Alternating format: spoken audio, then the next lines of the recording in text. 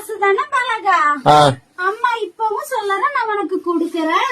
காசு தானே வேணும் பாலகா, இப்பவும் சொல்றேன், அம்மா உனக்கு கொடுக்குறேன். நேரம் ஆயிடுச்சு, காசு வாங்கிக்கலாம் பொரு.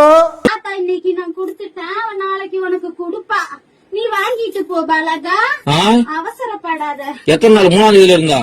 ஆமா பாலகா, 3ஆம் தேதி வீடு. ரொம்ப நாள் ஆச்சு. விடு, நீ ஈஸியா சொல்ற, வீட்டுல உட்காந்து விடு.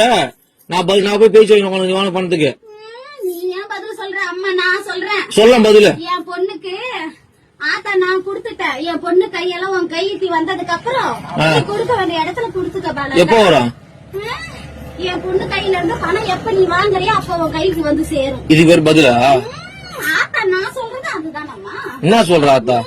அம்மா இன்னைக்கு கொடுத்திருக்கேன், நாளைக்கு என் பொண்ணு கையால நீ வாங்கிட்டு போ பாலகான்னு சொல்றேன். நாளைக்கு? ஆமா பாலகா. எத்தனை நாளா பாலகா இது?